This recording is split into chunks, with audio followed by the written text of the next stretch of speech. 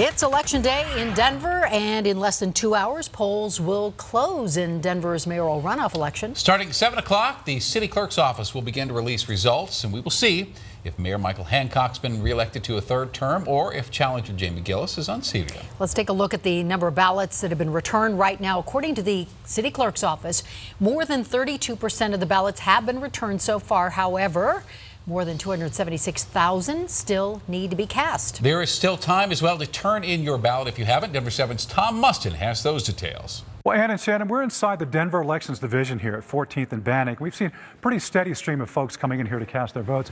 You see two people here at the window filling out the paperwork, ready to cast their ballots. And if you pan the camera this way, you see even more are actually sitting in there voting. The voter turnout right now is about 32%.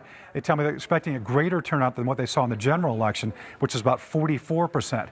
The polls close at 7 o'clock. Still plenty of time to cast your ballot.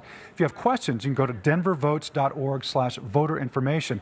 There are also drop-off locations across the city, including a mobile remote center at the Swansea Rec Center. So a lot at stake in this election.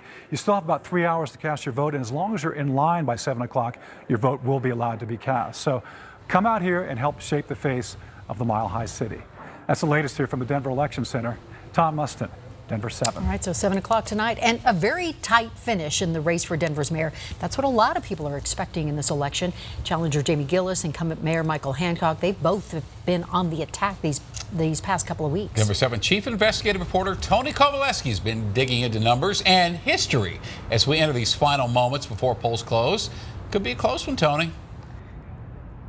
You know, Ann, Shannon, it certainly promises to be very, very interesting. Here's the way we see it. For challenger Jamie Gillis, she wants to move into that office behind us. And to do that, she needs to garner votes from former rivals and current supporters Lisa Calderon and Penfield Tate. They finished third and fourth in last month's general election. For the mayor, he wants to build on history and what was a fairly significant lead in last month's general election.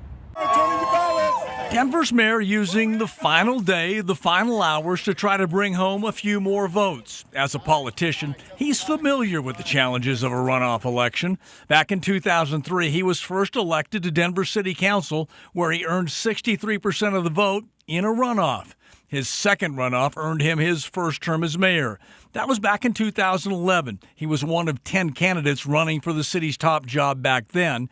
He barely finished second in the general election and then went on to collect 58% of the vote to win the runoff. It's time to go deliver the ballot. The mayor also has history on his side. 1995 was the last time an incumbent Denver mayor faced a runoff.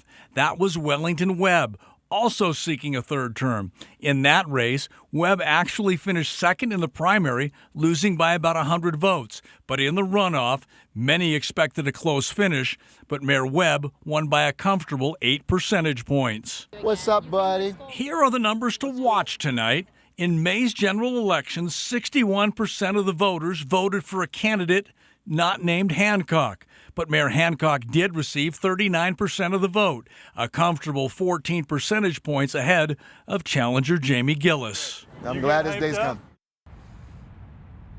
Drama expected to start at 7 o'clock tonight. Insiders telling me the mayor's team hoping to have a 3, 4, or 5% lead with that first vote count. If he's trailing, they say it's reason to be concerned. Reporting live at the City and County Building, I'm Tony Kovaleski. Ann? Should be an exciting night. Now, let's talk about Jamie Gillis. She has the support, as you heard, of her former challengers, Lisa Calderon and Penfield Tate. She's calling this the unity ticket. And Gillis has focused her campaign on Denver's redevelopment issues, from gentrification to unaffordable housing and the costs surrounding housing. Also, just last week, she brought up a story we broke 14 months ago concerning the mayor's behavior with a Denver police detective. That incident happened 7 years ago, but Gillis says his behavior does not represent our city in a positive light. And we'll have complete coverage tonight starting 7 p.m. on the denverchannel.com, as well as the Denver 7 on demand for your streaming device, and full analysis on Denver's mayor election tonight on Denver 7 News at 10.